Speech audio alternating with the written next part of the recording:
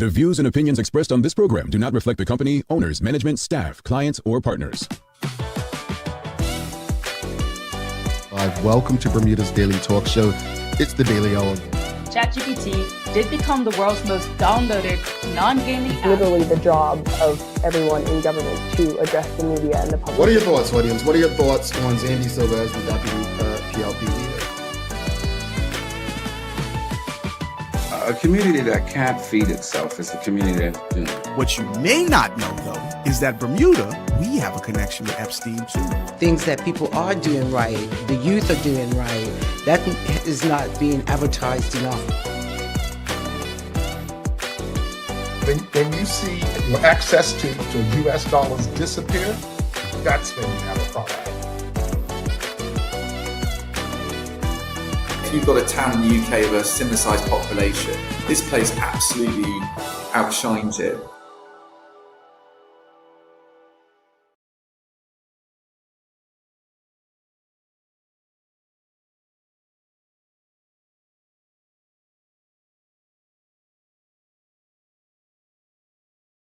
It's Wednesday, the 4th day of February, 2026.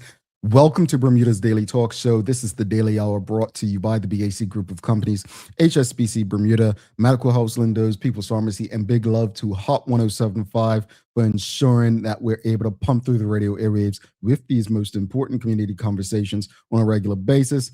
Folks, I'm Jamal Hartman, and we'll have a news break from Teo Dill in a bit. How's everyone doing? It's hump day. Yeah, hump day. It's the middle of the traditional work week. Hopefully everyone is having an amazing week so far. And, we get over the hump and make the ending to it even better. Alrighty, folks. Greetings, everyone, and thanks for making us part of your daily routine. A good one today as we welcome good friend and partner of the show, Rashida Godwin of Titan Tours One. I always enjoy talking to Rashida. I wish some of our talking to Rashida's like this for me. It's like bringing our side conversations on the air. Always amazing. As I've told you all before, she used to annoy me in college because we used to get these awards, and she used to always like take the awards because she was like the most brilliant person in the classes. But she's an amazing person, always a wealth of information. She's an educator. She's doing the work that wasn't taught in school while I was there. So I'm always excited, and I'm going to hype it up and brag about it when she makes the time or has the time to come on. We're going to be discussing what Black liberation looks and feels like, and freedom and identity today. The daily play is going to be music today. All right. So music, I think you all have this one. Oh, where's the question? Oh, here it is. Yeah, I think you all got this one. It's easy. It's easy. If you liked 90s R&B, you've got it. You've got it.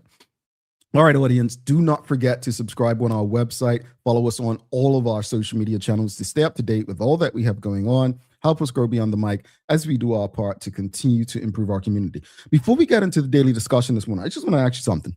So, like the United States of America is like the country of suing, right? Remember the whole McDonald's thing, lady, coffee in her lap, sued McDonald's because it didn't have a warning heart sign or something like that. But anyway, when I was walking to the gym this morning, there was a sign saying caution, floor wet or something, right? And it was slippery. And I asked myself, well, what about those who can't read? Would they have a case? And if I'm not even being silly, folks, right? Because I think those signs are made on the assumption that everyone can read. And I'm not just talking about English versus another language, but the assumption that everyone can read. So would it not make sense to protect yourself to have an announcement, like a recorder there, caution while wet, something like that? I'm being dead serious. All right, never mind. You all ain't with me. Anyway, James Burgess says, good morning to the Daily Hour show. I'm back. Welcome back, James. Lovely to have you. We've got Suzanne Ingham says it's another super awesome Wednesday. I love you all bringing that good energy. Limestone Living says, morning, everyone. A morning to you. Claire Warner says, good morning. From the Philippines is watching. Love your show. We love you too. Thank you so much for rocking with us. We haven't done a roll call. We're going to do a roll call a bit later. But let's get into today's question. Folks, the question of the morning, unfortunately, and Teo will likely talk about it in his news break, but it's very unfortunate, sad that we have experienced our second road fatality in Bermuda for the year. And, we'll probably have more about that later. But it's a question that has been, discussed in some of the chat groups I'm in. And questions of the morning are, what are your thoughts on reducing the speed of vehicles on Bermuda's roads? Or I guess the engines. What are your thoughts on reducing the speeds / engines? Like, how they have 125?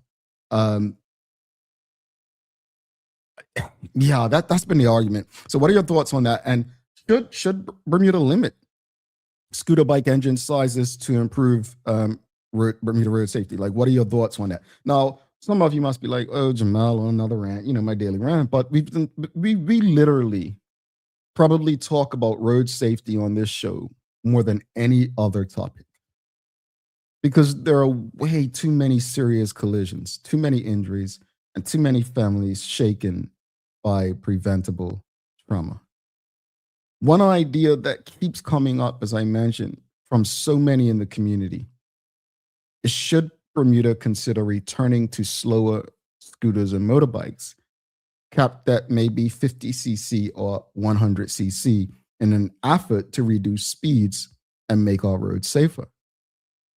On one hand, slower vehicles could mean less severe impacts and reaction time. But on the other hand, motorcycles and scooters are part of the way many of us get around, especially young riders and commuters. So let's get into it. What are your thoughts? What are your thoughts on whether or not we should consider revisiting this? Now, we were discussing it in one of my chat groups yesterday, and I said, well, who's the transport minister? And one person says, oh, Owen Darrell. And I said, well, don't all of us have an outlet to the transport minister? Let's have that conversation. So we had an unofficial poll in the group, and it was split down the middle. And both sides had valid arguments, right? Both sides.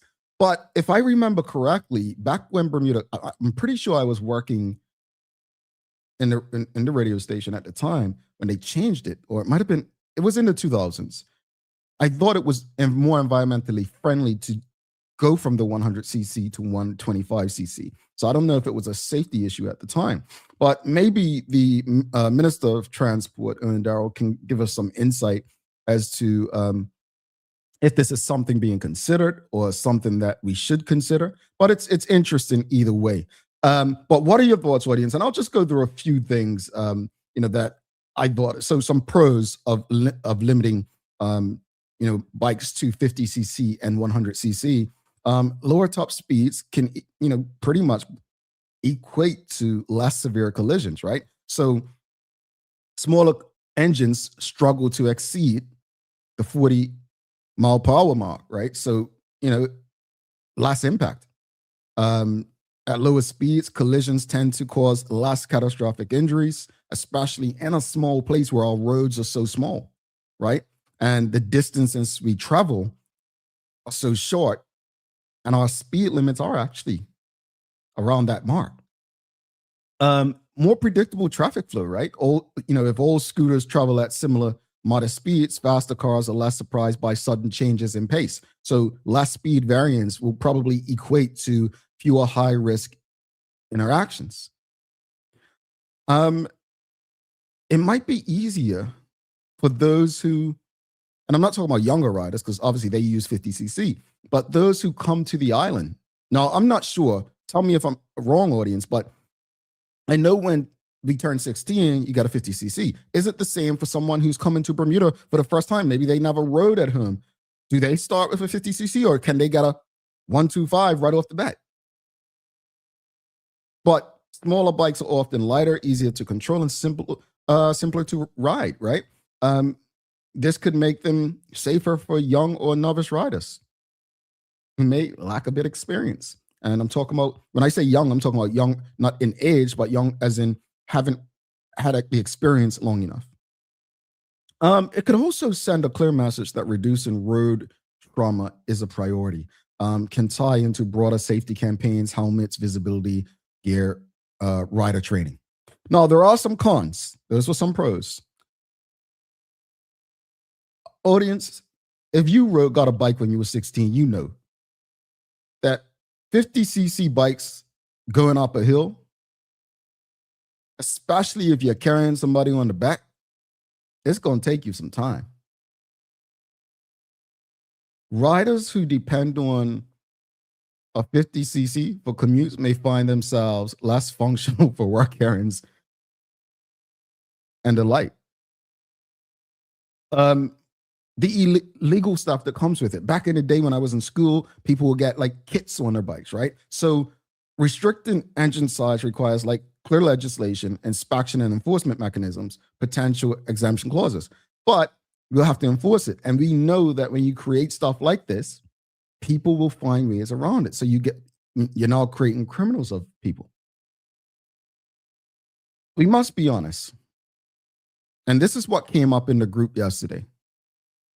Speed is not the only or the entire problem. We have to be honest about this. So many people are distracted while operating vehicles. I do not, I tell you all the time, I don't text while driving.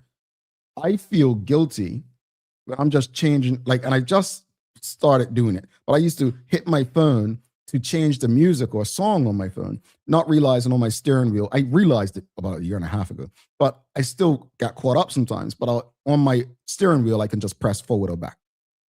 But that's something, folks. Distracted driving. Let's not forget our poor road habits, right?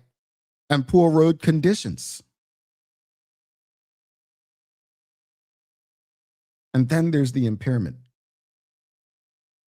A lot of us think we're okay to operate vehicles. So we can reduce the engine size and speeds of the vehicles all we want. But if the other problems still exist, are we really solving it? Also, the last con is people may feel like their freedom and choice is being impacted if you tell them they can no longer have a 125 and they have to ride a 50 or 70 or 80 or 100cc. What are your thoughts, audience? What are your thoughts? Feel free. This is, a lot of comments. So what are your thoughts on reducing the speed, engine size of vehicles on Bermuda's roads? And should Bermuda limit scooter/bike engine sizes to improve road safety? This is your daily discussion brought to you by our friends at Titan Express and Secure. So let's go to the comments. My goodness, you all. All right. Limestone Living says, well, Chingus, the speed limit is already slow and people don't acknowledge it now. I doubt they will acknowledge it if it's lowered. Not the speed limit, the vehicle, not the speed limit. We're talking about the vehicles where the vehicles literally can't go any faster. Kenton Trott says the issue is that four-stroke bikes are better for the environment, but the engine sizes are larger. That's what I remember. When they changed it, they said it was about the environment. I believe, I could be wrong. Again, I could be wrong, but I believe former Minister Walter Roban back in the day may have said such a thing, that the environment, the four strokes were better for the environment.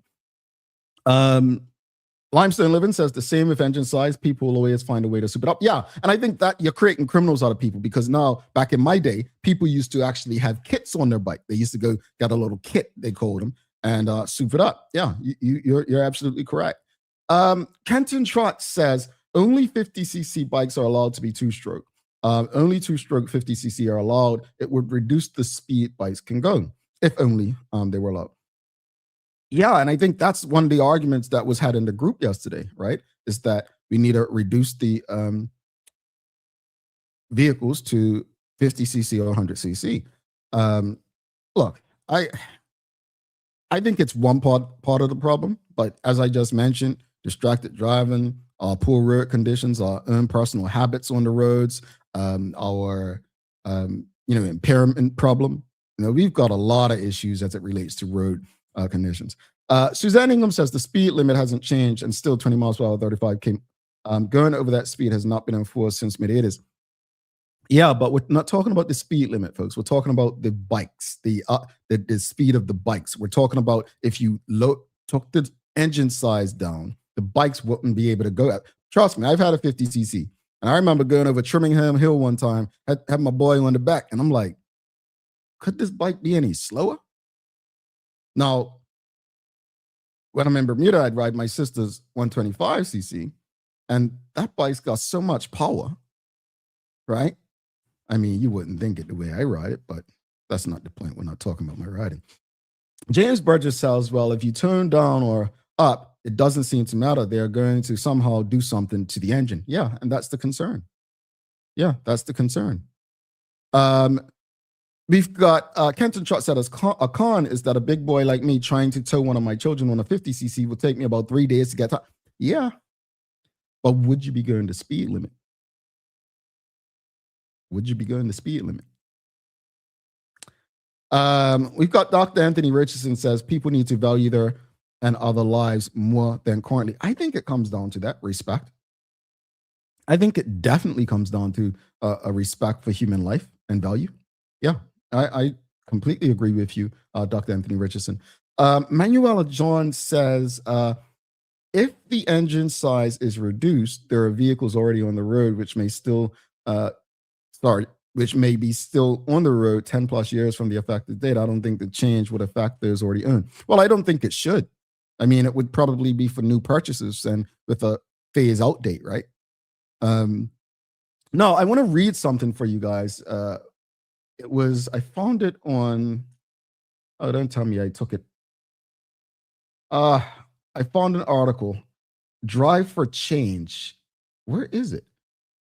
I found an article, Drive for Change, where, is it Nina or Nancy Sanciani or something like that? I think I lost it, audience. Let me just see if I can grab it. Give me 2 seconds. It was an interesting article.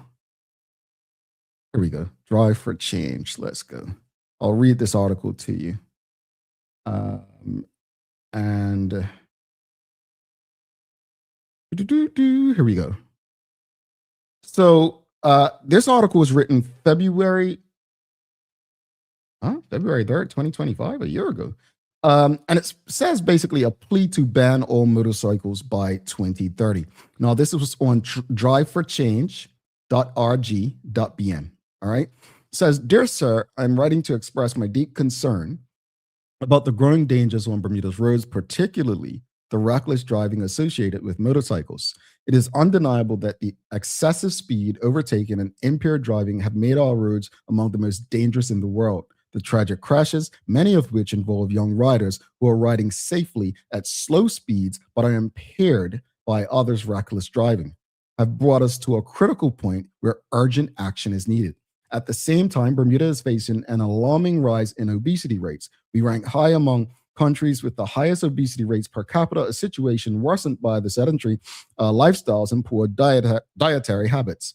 Mental health issues, including anxiety and depression, are increasingly common, particularly among young people, and have been linked to rise in violence, including gang activity. This, too, is a crisis that demands urgent attention. As a solution to these intertwined challenges, I propose that the Bermuda government consider implementing a gradual phase out of all motorcycles over the next 5 years. By 2030, I envision a Bermuda where motorcycles are no longer a fixture on our roads. Instead, individuals who own motorcycles would have them replaced with electric bikes, with the value of their motorcycle refunded minus the cost of the new electric bike. Imagine the added bonus. How many motorcycles were stolen last year alone? With estimates putting that number at more than 500, this issue would be solved. The benefits of this approach are manifold. First and foremost, removing motorcycles from our roads would dramatically reduce crashes and save lives. The reduction in speed and reckless driving would make our streets safer, prevent injuries, and ease the burden on Bermuda's healthcare system, which is overwhelmed by the aftermath of these tragic road crashes. This would also restore confidence in our transportation system. Additionally, with fewer motorcycles weaving in and out of traffic, we can expect a natural ripple effect. Cars and trucks would likely follow suit, driving at slower, safer speeds as well. This shift would create a more predictable and less chaotic driving environment, benefiting everyone on the road. Additionally, replacing motorcycles with electric bikes would encourage a healthier, more active lifestyle. Cycling offers tremendous physical benefits, and increased activity could help to tackle the rise in obesity rates, while also improving the mental health. Exercise is well documented for alleviating symptoms of anxiety and depression and is known to reduce violent behavior. Encouraging young people, to ride electric bikes would help to build healthier communities, reduce gang violence, and foster a sense of purpose and connection. Bermuda has a unique opportunity to lead the world towards a more sustainable, healthier, and safer future. Imagine a Bermuda where everyone moves at a slower pace on the roads, taking the time to enjoy the island's beauty, connect with others, and get a little exercise along the way. Sure, we might need to leave a few minutes earlier to get where we're going on time, but isn't a slow pace the essence of island time?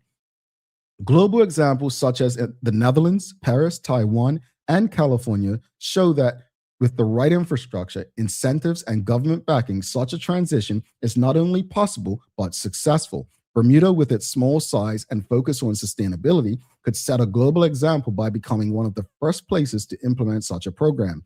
It would also be an incredible boost to tourism, as visitors would be drawn to a safer, healthier, and more eco-friendly destination. I urge the government of Bermuda to take bold action. A complete ban on motorcycles by 2030, replaced by electric bikes, would not only save lives and improve public health, but it would also demonstrate to the world how we can slow down and embrace a more sustainable, connected way of life. And that is Nina Francione. And this was last year, driveforchange.org. Folks, this is your daily discussion brought to you by our friends at Titan Express and Secure. I'll go through these final few comments. Again, what are your thoughts on reducing the speed/engine of vehicles on Bermuda's roads? And should Bermuda limit scooter/bike engines to improve road safety? Those are your questions. And let's see what you all have to say. So we've got, you all have said a lot. Let's start here. Sean Smith says, it's not the speed, but injuries some receive from the impact. Fatal injuries can happen traveling at 30 kilometers, 20 miles per hour. Yes, they can, Sean, but we must understand that if everyone's going slower, the impact is going to be less. Like that's just physics, right? That's science. If you're going 10 miles per hour and hit each other, it's not saying you're not going to get injured. It's just saying the impact's going to be less severe going 10 miles per hour versus 100 miles per hour. Like that's a fact. That's what I think the point is. It's not saying it's going to avoid accidents or collisions. It's just saying the impact will be lessened. That's the point. Monty BDA says, impairment epidemic in this country. Everyone's high on weed or drunk. And that's why I said earlier, like speed isn't the only factor here. You know, we have an impairment problem and we don't like to talk about that one because I don't say this to condemn. I don't say this to be disrespectful. But I'm pretty sure a large amount of people tuned into this show right now have probably been impaired operating a vehicle within the last year. Not because they wanted to be, but because they didn't think they were. Manuela Jones says, no matter the size of the engine, the mindset of operators and respect for others would need to be observed. Well, it's mindset shift, right? We spoke about that yesterday with Chantal Deshield about finances. It's mindset shift. I agree with Dr. Anthony Richardson. They'd still steal electric bikes. I agree. I completely agree. Michael Daniels says, the road fatality situation needs to be approached from a broader perspective. I believe that I would like to see a sociological evaluation to get some insight into who we are. It has to be data driven. I agree. And I was going to say that earlier, you know, there has to be some data that reflects this whole discussion, right? You know, we talk about rider training and licensing enhancements and speed management and infrastructure fixes. We have to, you know, the police have this information, right? We can get data from them and see how we can fix this problem. Ross Maven says, I think it's noise about nothing. Speeding is a choice. Car engines are larger. I don't disagree. Everything's a choice. But that still doesn't mean that the noise that's being made doesn't make sense. And we have to be humble enough to actually listen to other people and say, you know what? If someone goes out in a vehicle right now, impaired, and starts speeding, yes, they've made that choice to do so. But if a vehicle was slower, the impact of hurting someone else will be lessened. That's the point here. Dr. Anthony Richardson says we need to understand that the human mind, there will be people who seek to make a profit, even if it means breaking the law. Absolutely. That's why we said kits, right? Yeah, that's why we said kits. Monty BDA says multi-pronged solution, limit engine size, enforce DUIs, and process in the courts judiciously, repair the roads. Monty, that's what we said earlier. Absolutely agree. The conditions of our roads, impairment, engine size. It's all a factor here, folks. Kajay says, we the people are progressive by nature. We've gone from using the ankle express to horses to trains to cars. Efficiency has been the thought behind it all. Mentality is the problem, not machine. I concur. But we have a mentality issue. I agree. Ross Maven says promoting healthy choices is better than playing Superman. I concur. I hope the Minister of Education, well, that too, but Minister of Transport is tuned in. I hope so, because I think these shows are like town hall meetings to me. And you all provide very important solutions. And I think the moral of this story from this morning's discussion is very simple from you all. We can change the engine size. We can repair the roads. We can do this. We can do that. But if we don't change our mentality, the problems will remain. Folks, this was your daily discussion brought to you by our friends at Titan Express and Secure. Shannon T. Seymour says, thank you. 100 mindset matters indeed. Folks, we're going to give some thanks to Titan Express Secure. Then we'll go to the news break with Teo Dill. After that, we've got a very, very interesting conversation with Rashida Godwin. We're talking about liberation, freedom, identity. Don't go anywhere. You want to stick with us. The daily discussion is brought to you by Titan Express and Secure. Titan Express delivers safe, professional, and reliable transportation and tours across the island. From island tours to cultural experiences, they set the standard. And Secure is your go-to for property management, waste management, and residential and commercial services. Visit securebda.com. Professional, punctual, and reliable service is their commitment to you. Alrighty, let's go see what Teo's got for us in the news break.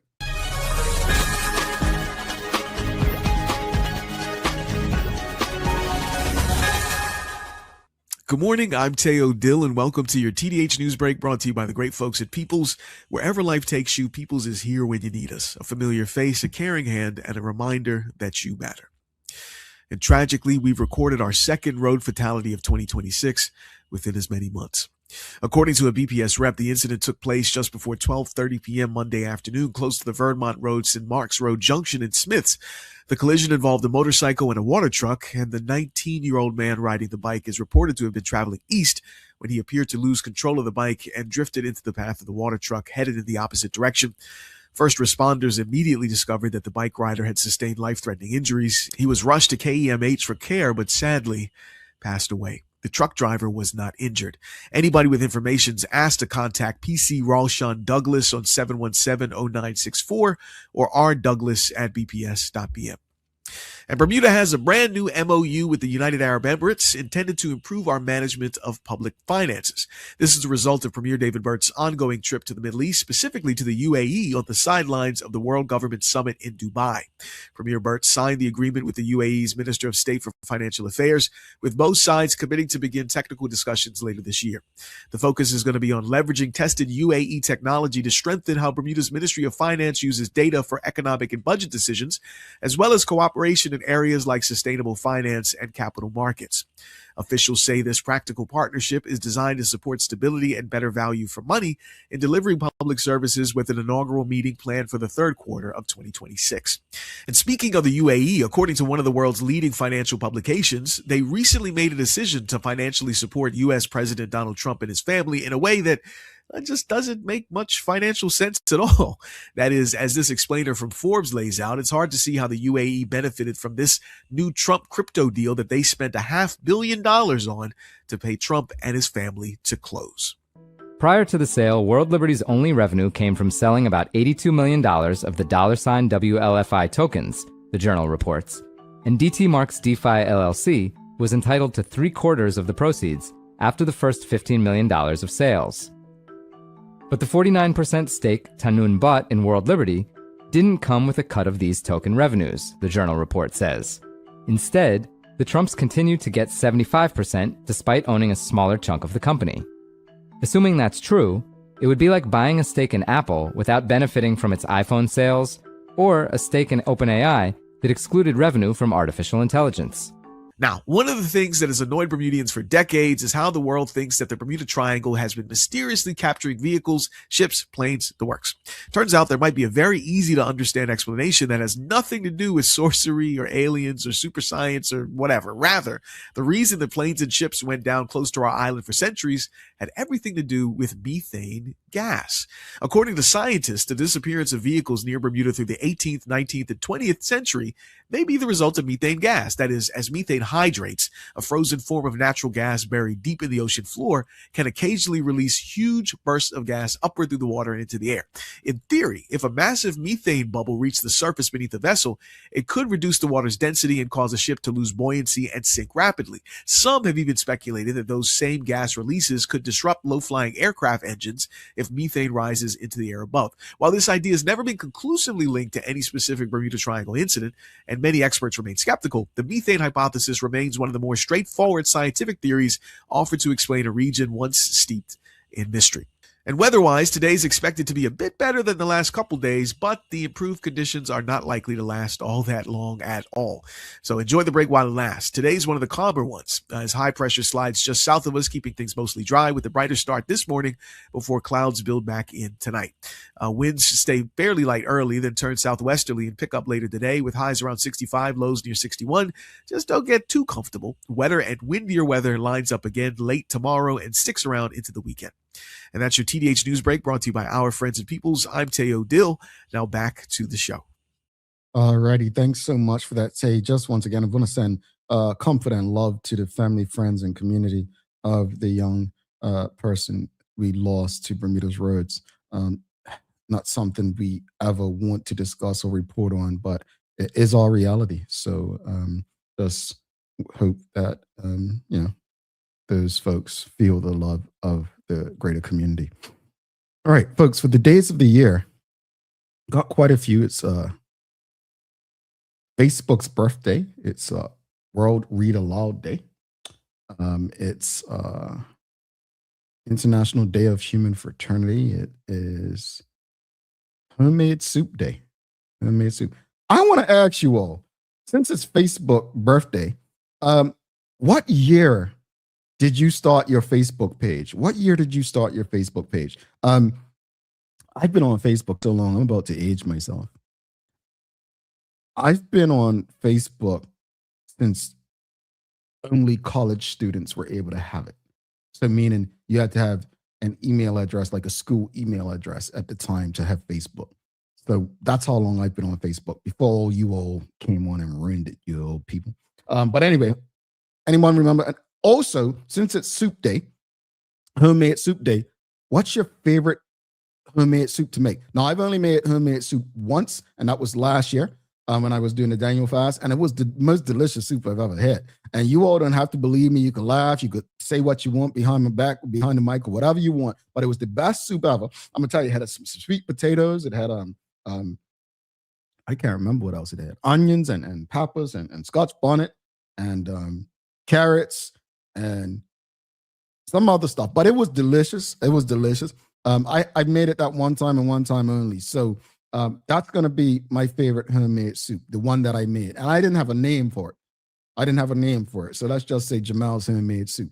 All right, folks, let's take a quick break. We've got a very important conversation coming up with our good friend, Rashida Godwin. Do not go anywhere. In the meantime, if you are streaming with us on Facebook, LinkedIn, YouTube, Twitter, X, or Instagram, please give us a thumbs up, a love, a like. Make sure you share the conversation with your friends, your family, your colleagues. We'll be back in a short break. People's ACW, located at King Edward VII Memorial Hospital, carries over-the-counter medicines, toys, cards, and even toiletries. Our knowledgeable staff are there whether you're at emergency, visiting family, or a member of BHB staff, to show you our best even when you're feeling your worst. People's ACW, we're here for you.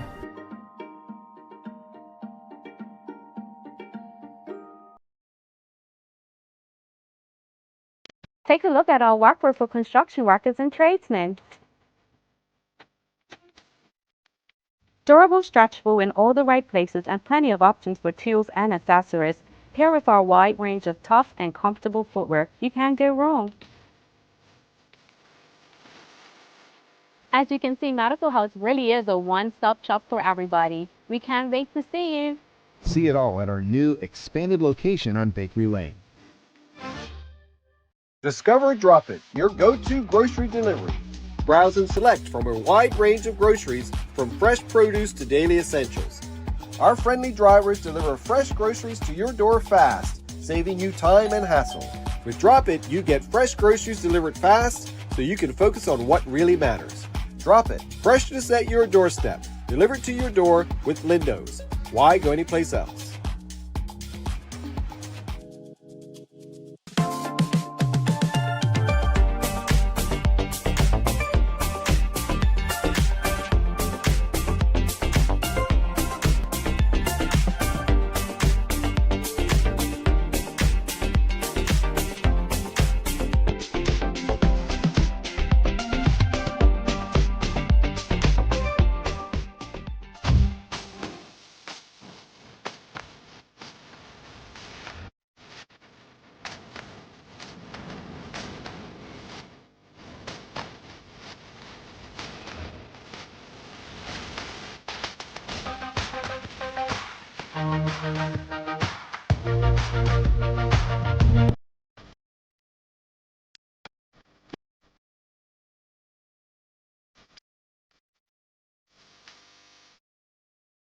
Alrighty, welcome back to the Big Show. Jamel Hartman here. This is the Daily Hour, brought to you by the BAC Group of Companies, HSBC Bermuda, Medical House, Lindo's, People's Pharmacy, and big love to Hot 107.5, ensuring that we're able to pump through the radio airwaves on a regular basis with these most important community conversations. Folks, please don't forget to subscribe on our website. Follow us on all of our social media channels to stay up to date with all that we have going on. Help us grow beyond the mic as we do our part to continue to improve our community. All right. I did ask before we went to break, when did you all get on Facebook and what's your favorite homemade soup? Nicole Walker says her favorite homemade soup is roasted pumpkin or turkey noodle soup. And she said she got on Facebook in 2007. Okay. And Sean Smith says 2008. Okay. Suzanne Ingham says, you want me to remember that, Jamel? I don't know. She don't remember her Facebook, but she says I was one of the very late ones to start Facebook. Soup, I love it. Soup of any kind. I'll say kale soup. I love cake soup. Cake soup. I absolutely love kale. Thank you, Granny. What's cake soup, or did you mean kale? All right, we're about to welcome our guest for the day. This is, folks, you want to share this conversation with your friends, family, colleagues, because if there's one thing that Rashida and I love to do is have uncomfortable conversations. And this morning, it's going to be an eye-opener. I could promise you that, because we don't really talk as if every other people are in the room or worry about who's in the room. But we want to make this as engaging as possible. So if you have any questions or comments, send them through. But let's give a warm TDH welcome to our very special guest today, Rashida Godwin from Titan. Hello, welcome, sister. Hi, good morning, Mal, morning, TDH family. I gotta ask you. Two things. What year did you get on Facebook, and your favorite soup? Oh my God. You know what's so funny? When I worked international company, I actually won an award for having the most Facebook friends. 1 year they did just as funny. And they was like, Rashida has almost like 700 friends on Facebook. Like, they thought it was so fascinating.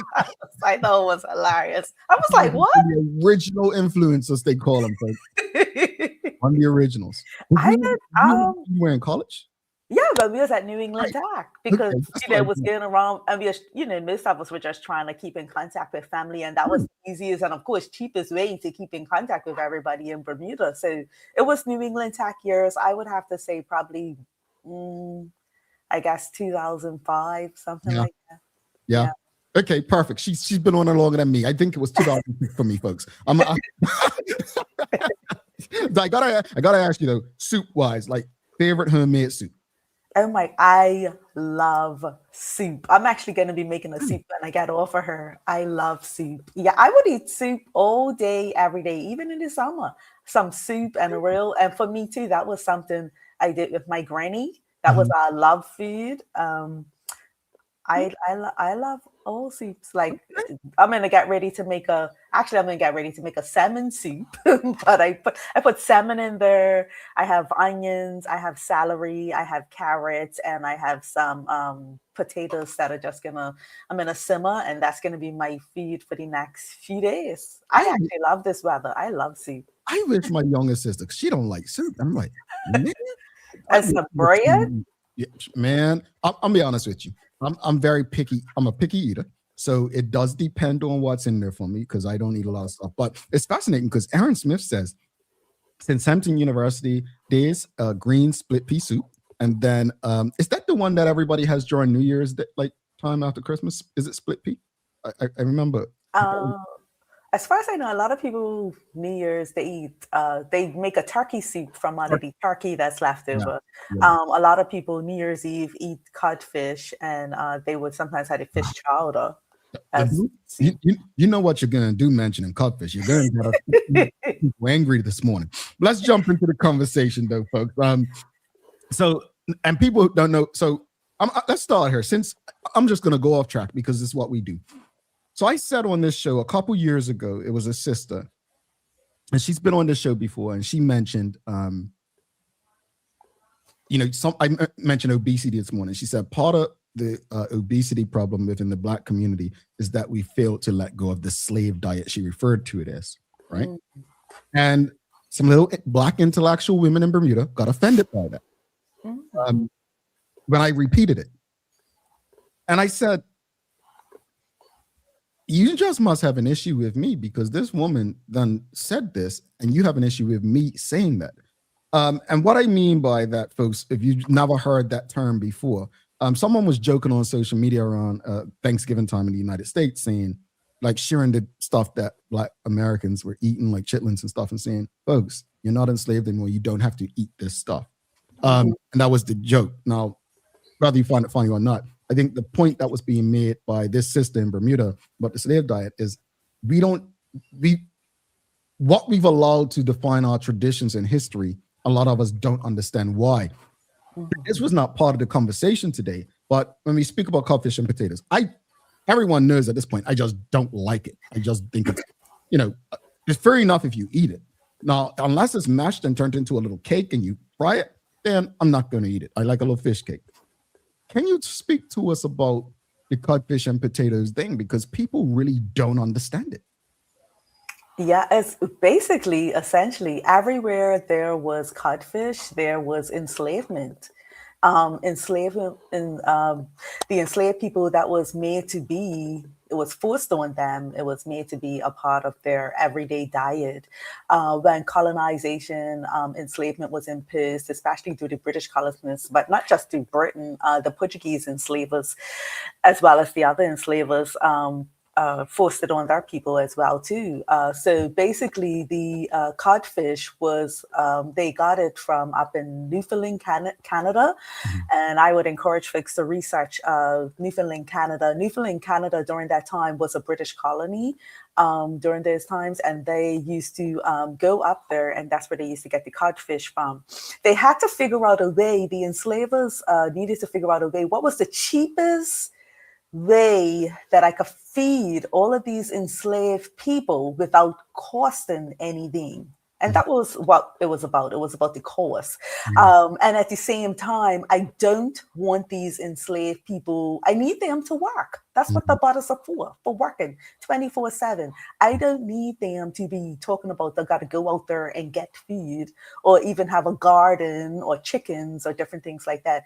And some of the enslaved people did have garden, but they had to hide them. A lot of the stuff they had to hide what they were doing. And many of them did not like the codfish, but eating codfish was forced upon them every Sunday.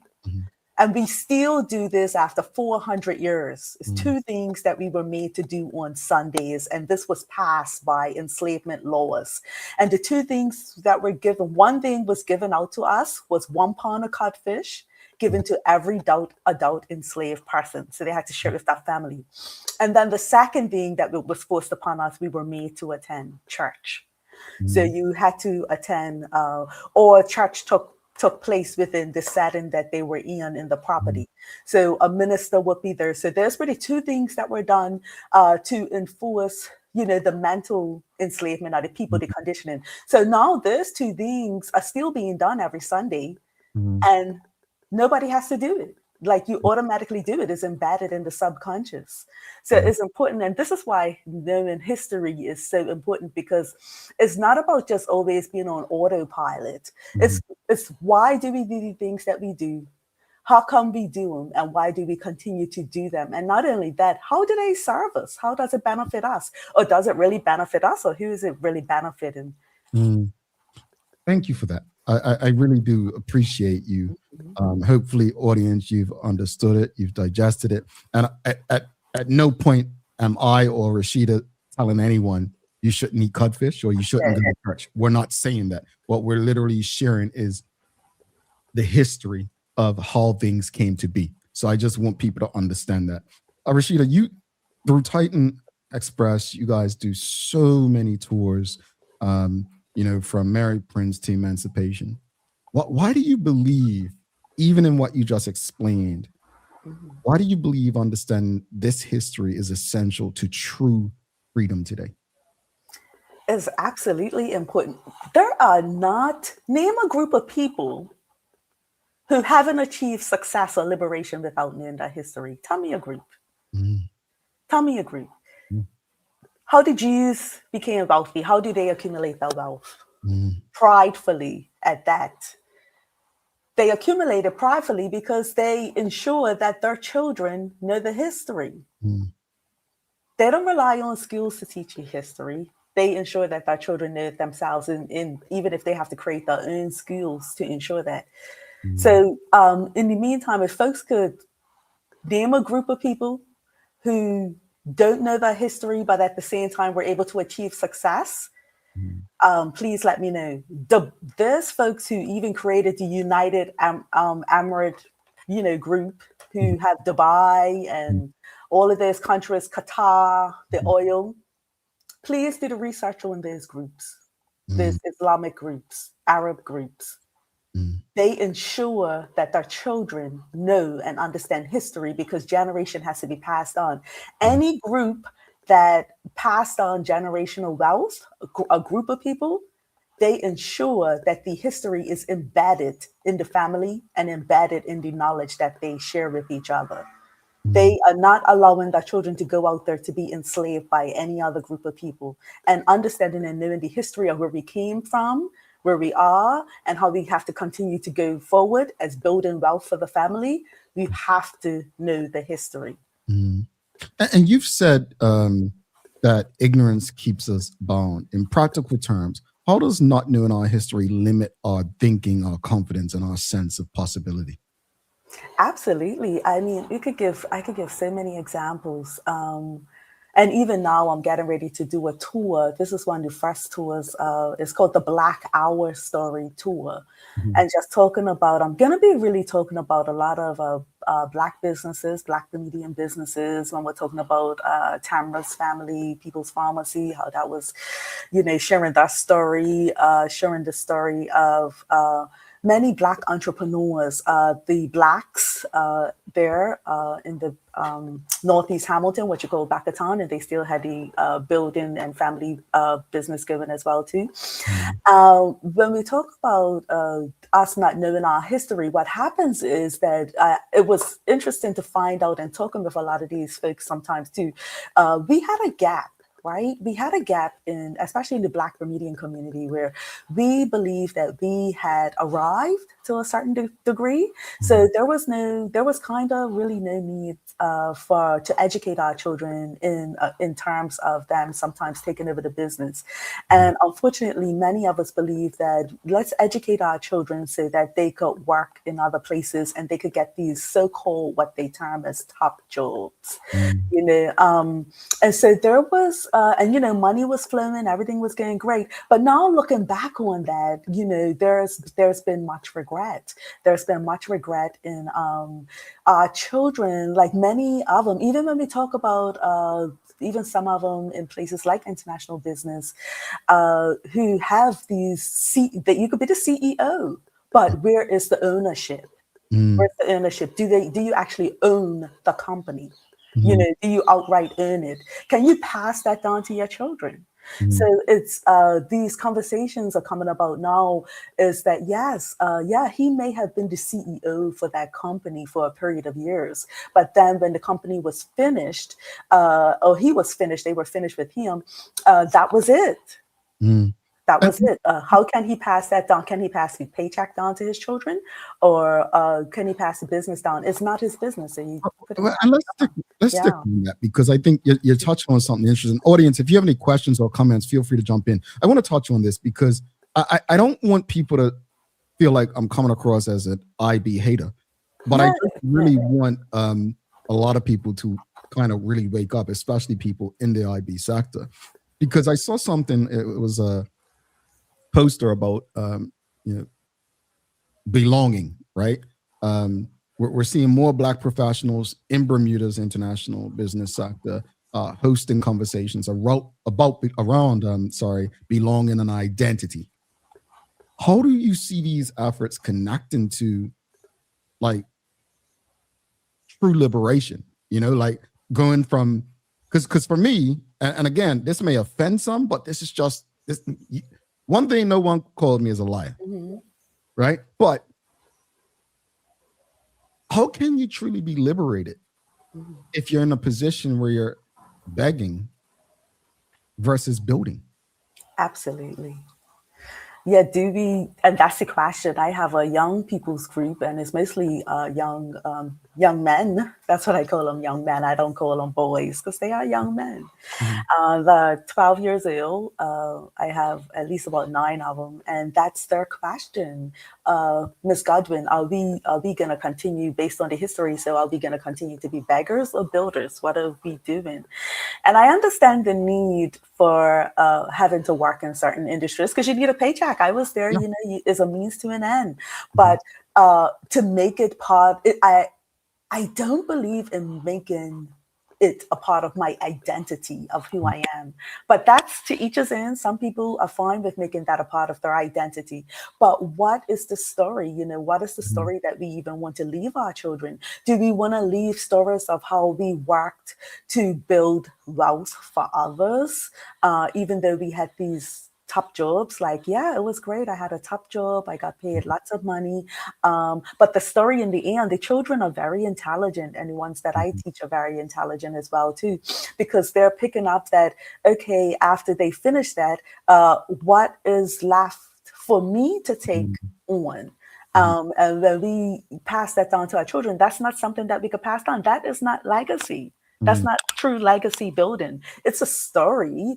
And again, it leads into, like I said, studying the history and researching the history with a lot of folks. It leads into what the folks term as, us, of course, always wanting to be a part of something, that inclusivity. But we have to ask ourselves, is inclusivity really progress? Is inclusivity sustainability? Is inclusivity legacy building? How did inclusivity benefit us? How did it serve us? And so now we're going into a generation of who are not agreeing with this inclusivity, and they don't believe that it truly served us in the way that some people are trying to make it out that it did. Yeah.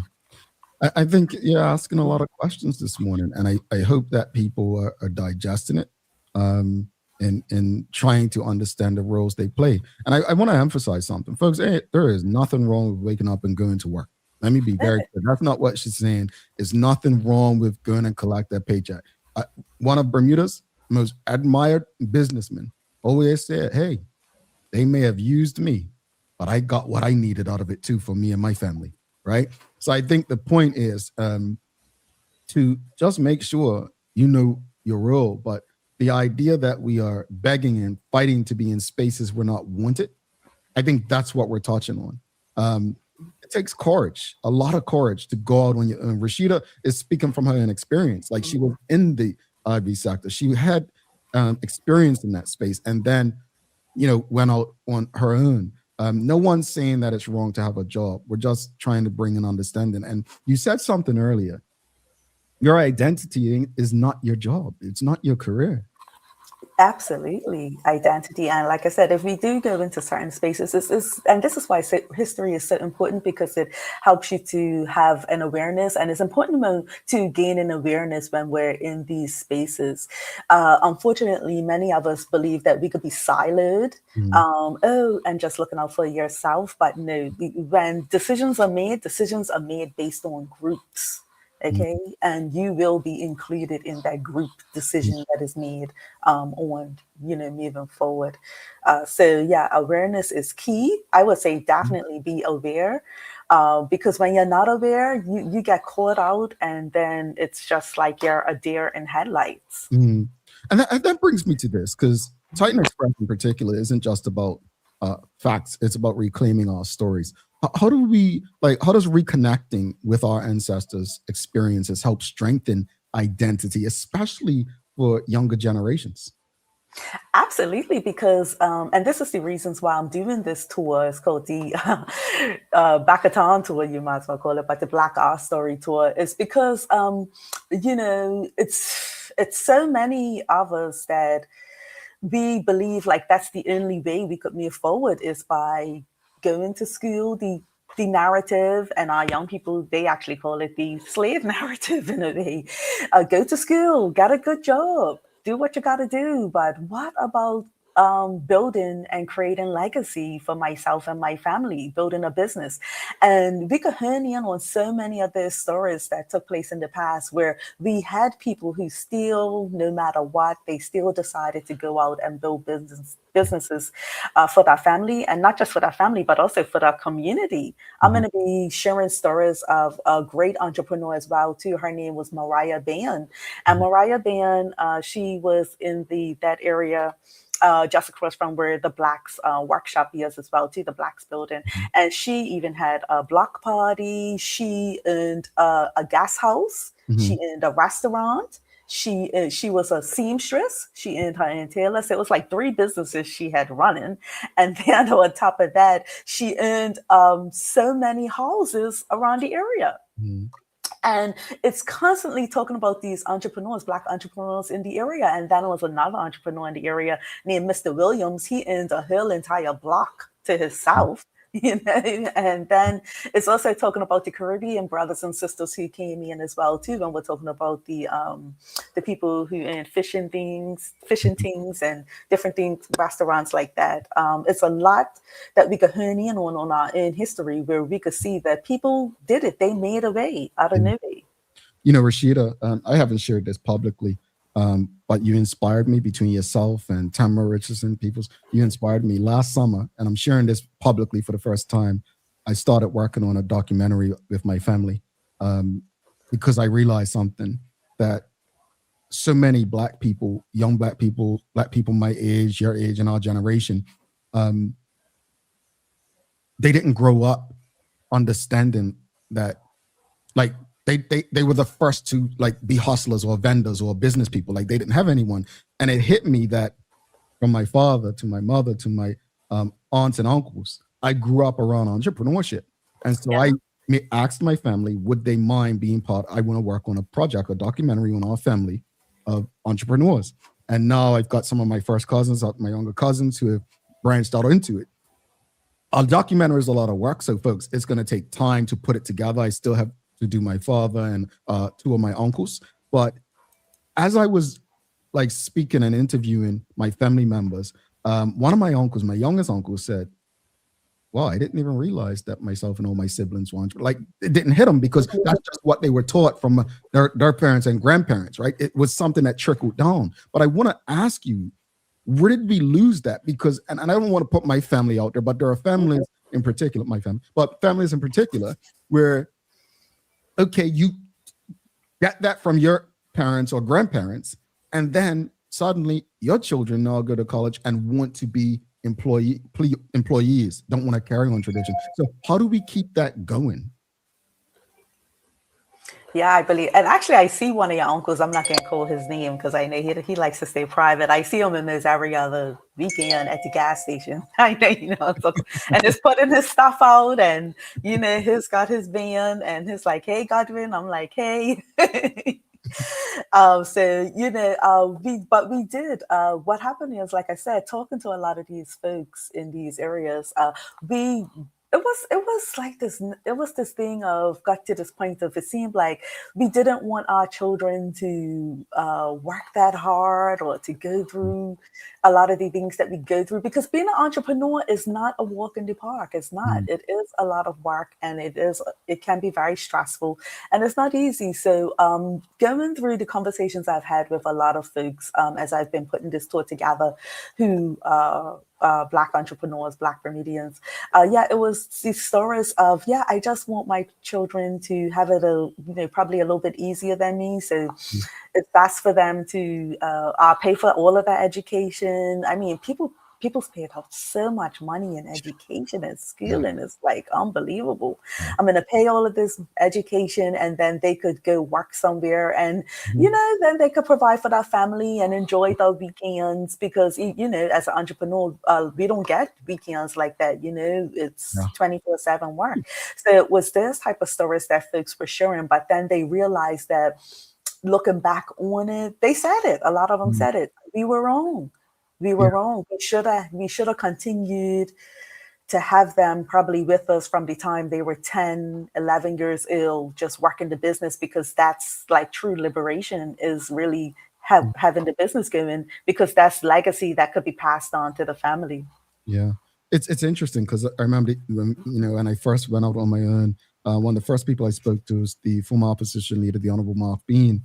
And he spoke about this. He said, we spend, pretty much a lot of money to send our children to these high institutions.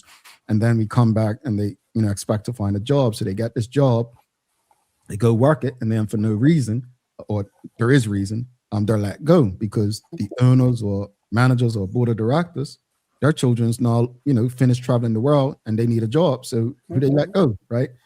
So we don't think like that. And it's unfortunate.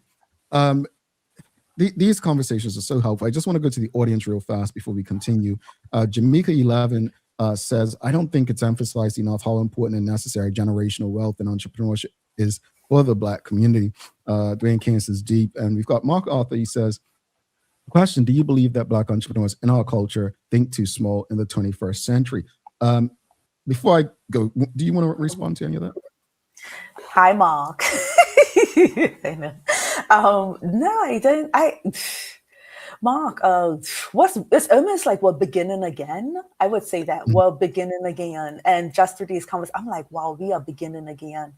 So I wouldn't say that we're thinking small. It's just that we're just trying to figure out where the pieces of the puzzle fit, so that we'll be able to continue to progress and do leave some type of and build a legacy for our families. It's really tough. So maybe some do think small, but it is tough in this, and it's even tough in this environment, just coming out of COVID and having to make certain sacrifices. There's a lot that goes into it. So I wouldn't narrow it and say that they just think small. I would just say that we're beginning again, and we're gonna start from scratch. Yeah. I mean, I know he wasn't asking me, but I'll add this to it. And maybe you can add to this as well. I think one of the biggest challenges that Black entrepreneurs face is the support of the Black community. And maybe the audience, you can educate me, but it's fascinating to me how, you can have, and this is an example, a true example. I remember, I'm not going to name the store, but it was a neighborhood convenience store, right? And this Black-owned business woman in Bermuda, she spoke about how, they won't buy a soda for $1. And believe it or not, 10 sodas used to be $1. Some young people who tuned in, they used to be.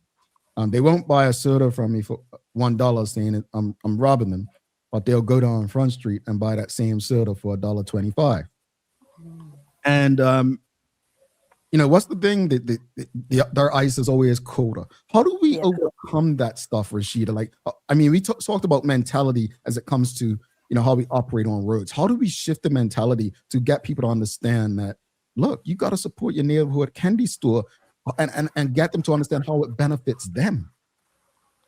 Yeah, it's a difficult thing. Especially nowadays, because everybody wants the newest and the latest, and you want to go to the nicest and newest store, even nicest and newest hotel or restaurant. And that's also the story of the lodges. That's another tour that I do. And that tour is also taking place Sunday, February 15th, if anyone's interested in doing it.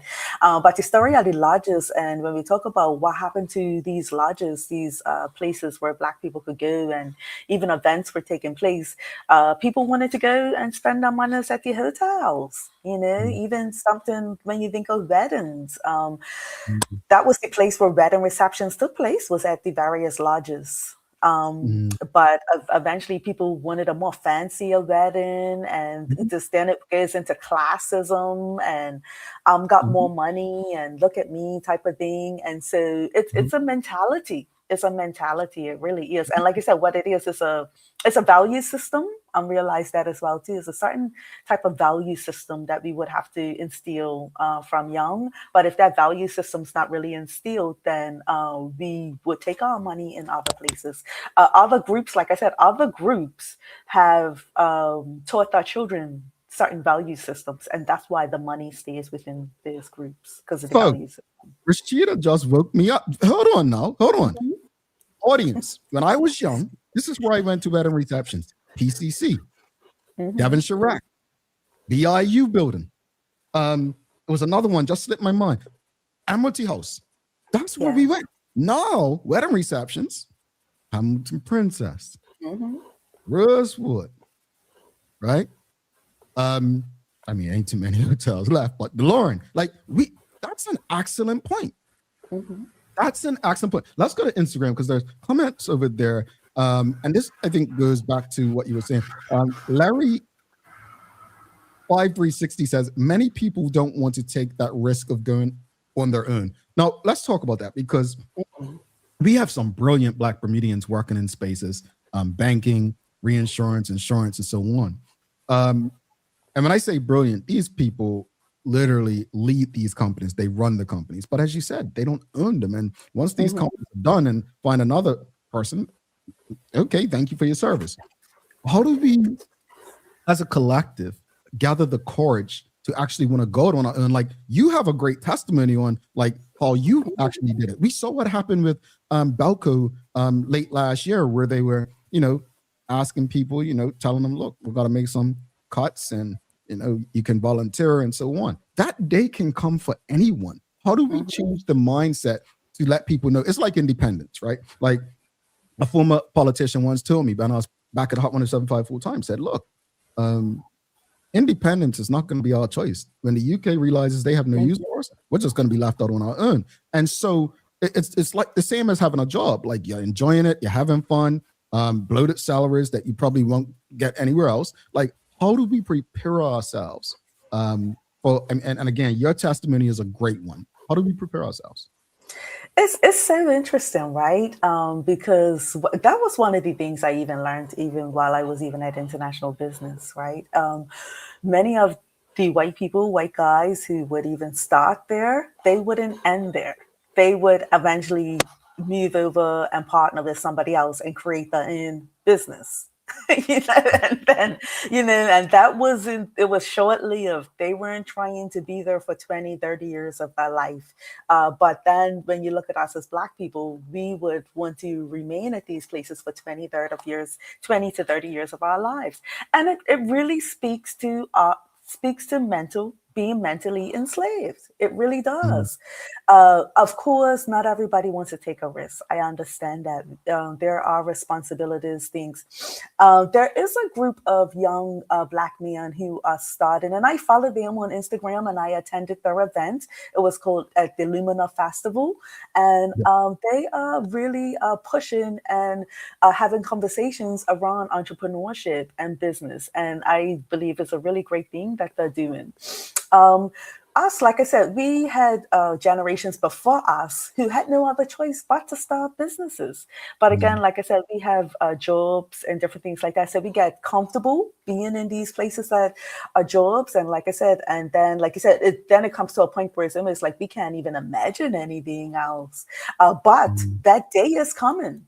The company will streamline, and they will go into what they call making the cuts. And your name is pulled, and then what are you going to do? You haven't prepared yourself, and that's the unfortunate thing as well. Too many of our people didn't prepare ourselves and take it very personal. But it's not personal when the companies do it or it happens. It's a business decision. They're making it as a whole. But we go into these spaces believing that we are extra special for whatever reason. I don't know. But we do. But some of our folks are interested in taking risks, and some of our folks aren't. It's easier to blame somebody else why things aren't going, certain ways and different things like that. But I would have to say it definitely speaks to our psychology of still being mentally enslaved in many ways and waiting for the enslaver to make the best decisions for us. Hence, one of the reasons why we haven't gone independent either, terrified of that as well too. Instead of doing due diligence and research on being independent and what does that mean? What does that look like for us? But that's something that we have to create. We have to learn to be builders of our own destiny. And until we decide to want to be builders of our own destiny, then we will continue to be mentally enslaved, and the enslaver will continue to make decisions for us. Hence why we had a governor who signs off on everything pertaining to Bermuda. Indeed. Titan has several tours that you do. As you've mentioned, you've got a few coming up this month. What can people expect from these experiences, and why would you encourage Bermudians to show up, walk the history, and reflect together? Well, the tour that I'm doing that one's Sunday, February 22nd. That one's actually sold out. It's sold out really soon. I guess because it's something new. People do like something new, but I'm gonna dig in. It's gonna be a conversation. It's gonna be very uncomfortable conversations too. So I hope folks that are coming don't feel like they're gonna be comfortable sitting in the bus seat, because we're gonna have some conversation that needs to be had about where are we moving forward and where do we go from here. So these are the conversations that are going to be on the tour. We had a Friendly Society tour that I'm doing with Dr. Bradshaw. That's pretty much a mainstay for Black history for the next few years. That's an excellent tour. It gives I think we lost her. Rashida? Okay, I think we lost the audience. Let's see if she comes back. Sometimes it's a quick thing, but if not, February 21st is sold out, or 22nd. It's sold out, folks. I think we lost Rashida right there real quickly. Oh, let's see, she's back. Okay, I'm back. Yeah. Go ahead, sorry. Yeah, so mainly just doing two tours. Like I said, the Friendly Society tour with Dr. Bradshaw is still a few tickets left for that. That's on PTix. That's an excellent tour. It shares about, again, Black excellence, pre and post emancipation.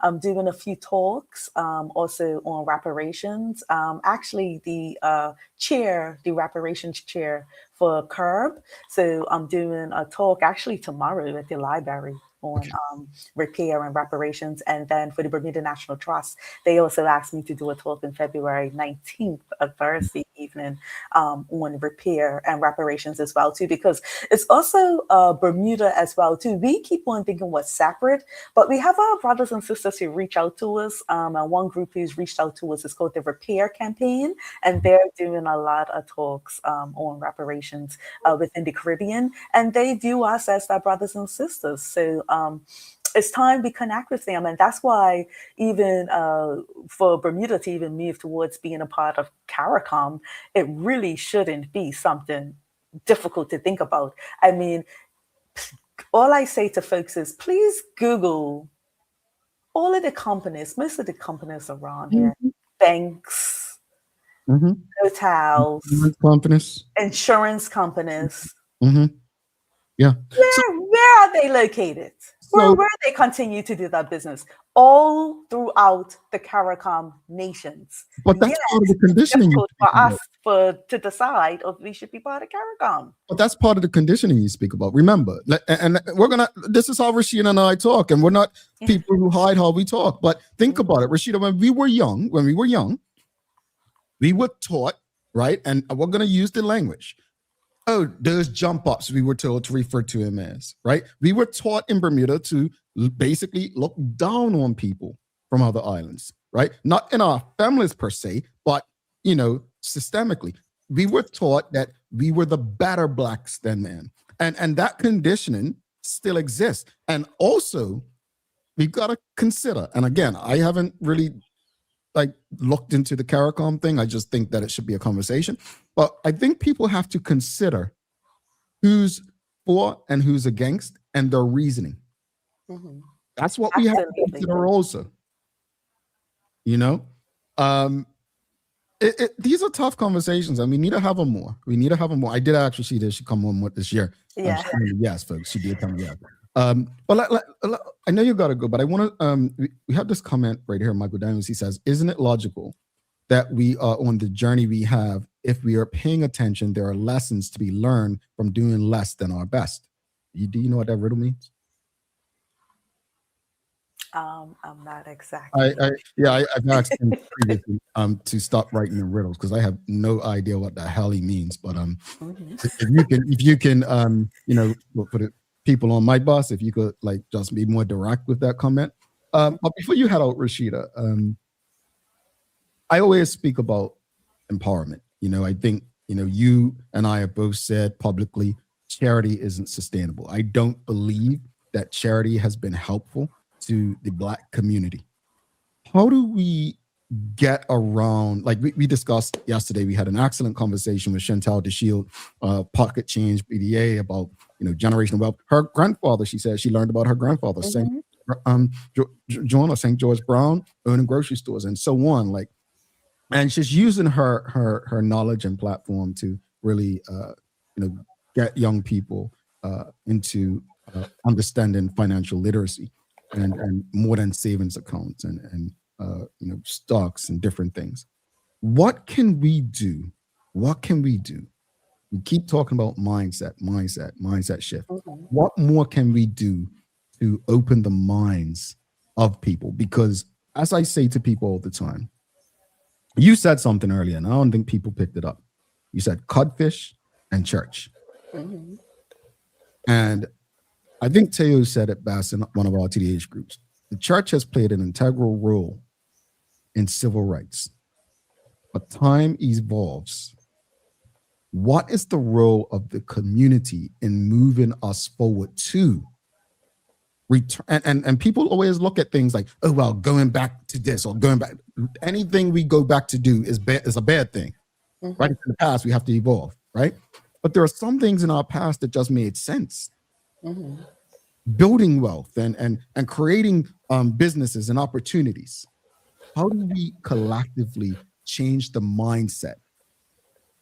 Especially when we're not educating our children to understand how we act, how our grandparents and great grandparents built things for us to be able to succeed. Absolutely. And what's so interesting about it is the template is already there, but a lot of us didn't pick up that mental piece. Our great grandparents did, and that was with Marcus Garvey.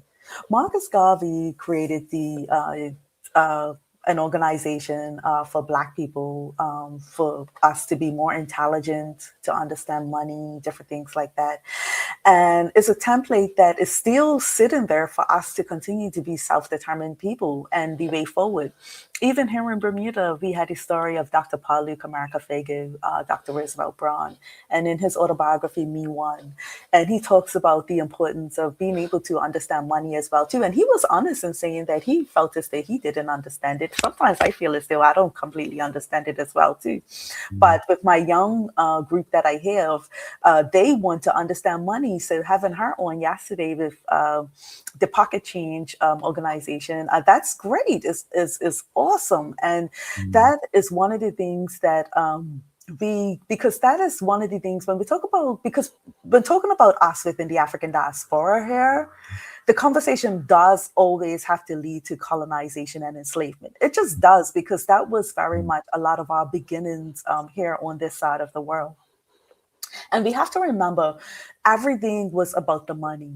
And that's why our bodies were used and brought over here, was for others to continue to build their wealth and build it perpetually. That meant for generations to come, and still today. And so basically with a lot of these things is that we were made to, our bodies and even our minds and even how we work today, we were made to create money for other groups of people, but we were not supposed to engage in creating wealth for ourselves or partake in understanding the foundation of money. And so now is a time that we get to be able to truly understand what money is, the history of money, why it was created, and how it truly benefits our people. If you get the money, you create a business, and then you can help your community. Like you said earlier, charity is not sustainable. There's no way that a charity could be funded forever to sustain people. And if it is, that's a reason for it, because charity and poverty is business in many ways as well too, for certain groups of people, because the same ones who created the problem, they could come in through the charity and look like they're creating the solutions for it as well too, and that they are the saviors. And that's been a lot of times the purpose of the charity. But I'm not gonna blanket it and say everybody overall, but we still have to be just very careful and discerning when different things take place and different charities come in to help us as well too, because lots of times these same entities are the same ones who created the issues for the community and group in the first place. Correct. And I'm glad you do a wonderful job of making sure that hey, look, it's not a blanket statement. Like, you do a great job of that. But no, I appreciate that. And it's true. Which is why if anyone tunes into this show regularly, they'll know I have an issue with, certain businesses in Bermuda. Oh, here's $10,000 towards laptops, or $10,000 to this or that. And like, first off, how did you get your wealth? Question number one. Question number two is, are you really solving a problem if that same institution needs another 10,000 next year this time? So I have my issues. I get why people, but again, mindset, we think that these businesses and companies doing this, I mean, I cannot stand it. I'm going to be real with you all. I cannot stand it. I believe in empowerment. Empowerment is when you, what's that old saying? Give a man a fish, or, give him or take him fishing, or something like that. You know what I mean, right? If you give a man a fish, you feed him for the day. If you teach the man to fish, he feeds himself for a lifetime. See, she knew what I was talking about. You all were laughing at me, but that's the one. Like, it's for me, and I'm going to use Bacardi again. Bacardi does the empowerment thing, right? Some others do the charity thing, and the charity thing, in my opinion, only benefits the PR for those who are making the donation. That's my point.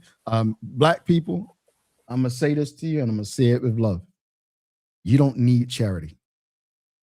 You need a mindset shift and empowerment. Some charity is necessary, but most, trust me, they have not been helpful for the Black community. If they were, poverty would no longer exist.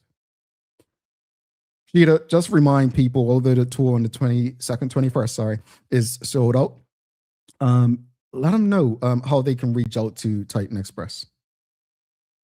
Oop, I think we lost her, folks. I think we lost her.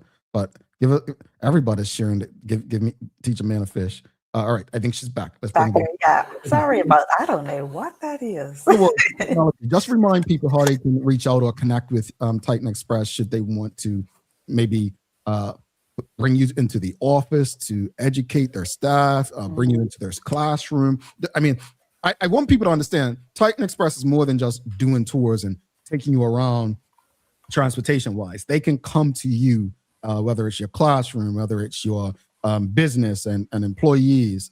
It could be a charity. It could be your sports club. Just let people know how they can reach out to you and some of the things that you can help do for them. Yeah, sure. So you could go on the website, titanexpress.com. I believe it's titanexbda.com. Or you could email me, Rashida. My email is rg@titanexbda.com. That's rg@titanexbda.com. Or you could contact the business number. It's 234-1096. It's 234-1096. But yeah, February, pretty busy doing tours next week with schools in the Cedar Bridge. So I'm looking forward to that all week. Got my children out doing African diaspora tours all throughout the island. So that's one of my highlights for the year. That's one of my favorites.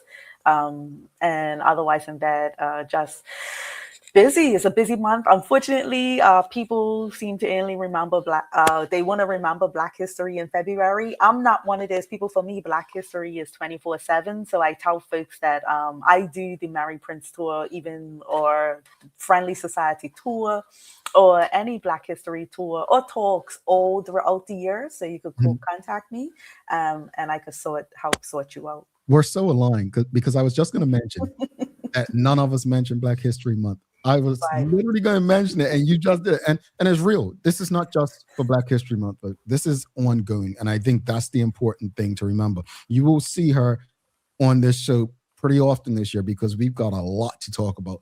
One of the things that gets me, we got to go, but this whole Heritage Month thing in May, we've got to have a conversation about that too. All right. So, yeah. you ought to understand. I want to say this. I got to let you go, but thank you. Thank you to yourself, everybody on the Titan team, your husband. The last tour I did was the fish sandwich tour last year. And it wasn't just a fish sandwich tour, folks. The brother who gave the tour literally educated the people on that tour about Bermuda and its history the entire way. It's an experience with Titan. I'm not saying this just because Rashida's here. Trust me, or because they're a partner, but it's an experience. It's something you will learn something you don't know. And so thank you for what you do. Thank you for having the courage to actually do what you all are doing. And even from an entrepreneur perspective, one day I really hope we can just have an entrepreneur story time about Titan, from you leaving corporate and then partnering with your husband. That to me is inspiring in itself. So thank you, Rashida. And we look forward to the next conversation. Have a wonderful day. Thanks. You as well. Thank you very much. And have a great day, Daily Hour family. Appreciate everybody. All right, Rashida Godwin, folks, if you appreciated that conversation, like Anika De Shields says, another great talk, please give us a thumbs up, a love, a like. Make sure you share the conversation with your friends, your family, your colleagues. We're going to take a quick break. We'll come back, wrap it up after this, so don't go anywhere.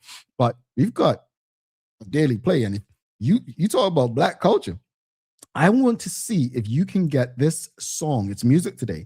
You know what this song is. If you get this song, you got some brownie points. Dreaming of expanding your business? With BDC's Loan Guarantee Program, we support your ambitions. Get up to 75% guarantee on bank or credit union loans up to $300,000. Just your vision and our support. Apply today and unlock new business opportunities. BDC, Bermuda business starts here. Looking for the best care for your pets? Novazoc Feed and Supply has everything you need, from top quality foods to toys and supplies. We've got it all. Join our frequent buyer program and earn rewards every time you shop. Plus, we've been awarded the Clever Customer Initiative program for helping you save more. And don't forget, we open an hour early on Saturdays so you can get a head start on your pet care. Visit us today or shop online for easy pickup or delivery. Your pets will thank you.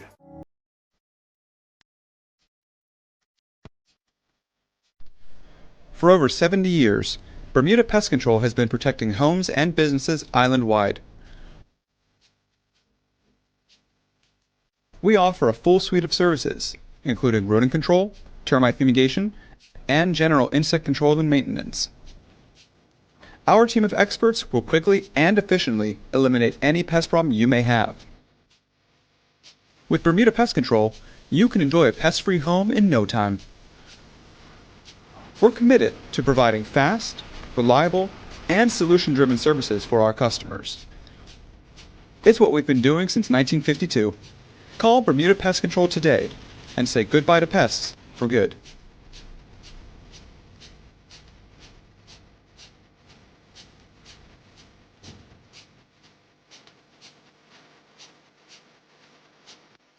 Every space has a message, whether it's a store, a government office, or a doctor's waiting room. With StoreTunes Radio, transform your environment with customized music and professional messaging that keeps people informed, engaged, and at ease. Easy to use, built for organizations of every kind. Powered by Bermuda Communications Group. StoreTunes Radio, the soundtrack to better customer experiences. Visit StoreTunesRadio.com to learn more.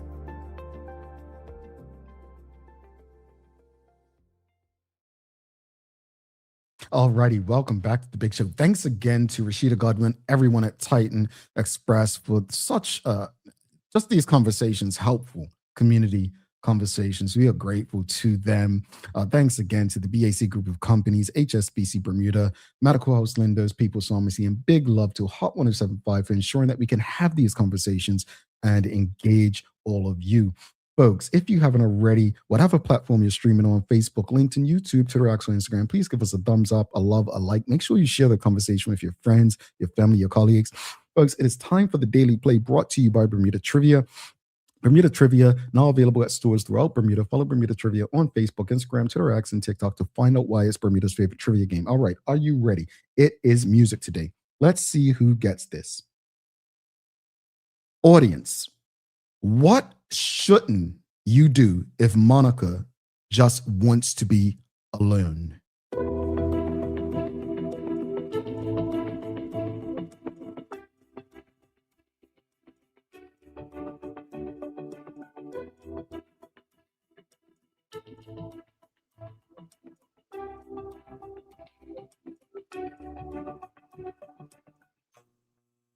Oh, you all don't know the song. You ain't 90s R&B folks, huh?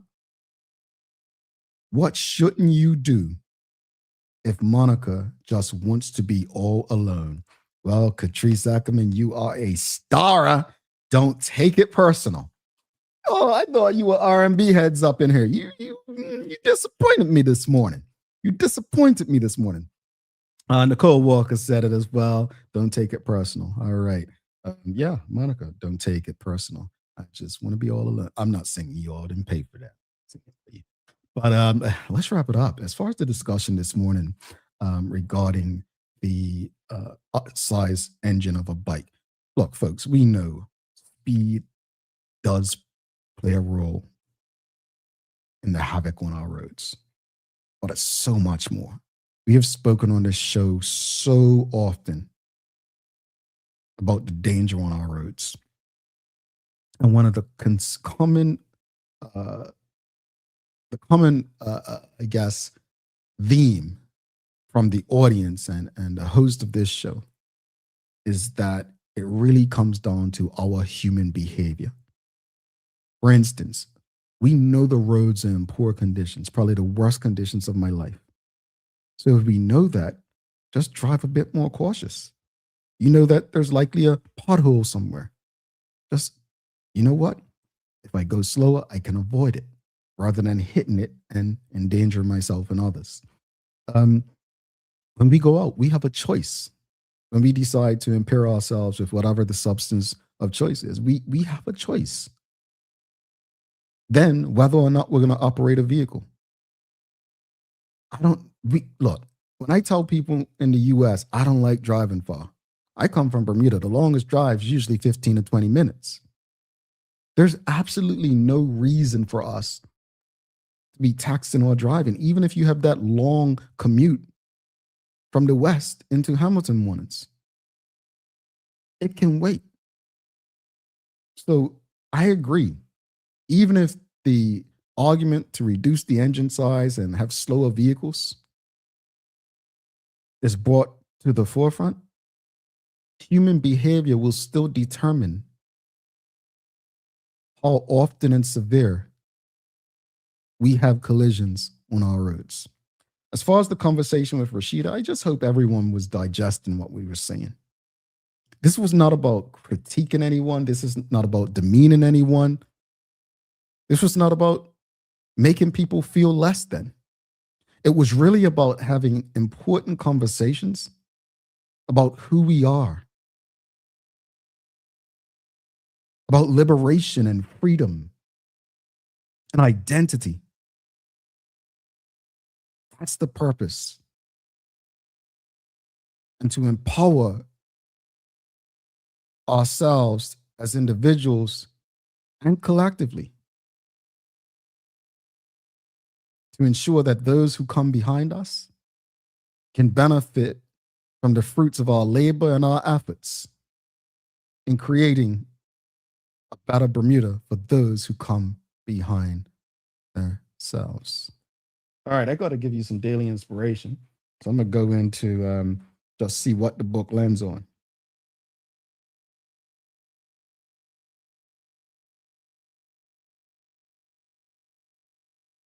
This is from Richard Pryor. And I think this is just what it landed on. If you saw me, I just opened it. Quote, I think it actually ties into today's conversation.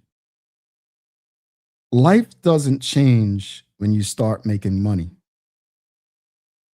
You have the same problems you always had, end quote. Why? How does that tie into today's conversation? You can work in one of these IB sectors in banking and reinsurance, finance, whatever, and make money, live better than most of your peers. You can. But at the end of the day, the problems impacting your community don't change because of your individual temporary financial success. All right, folks, we got to let you go.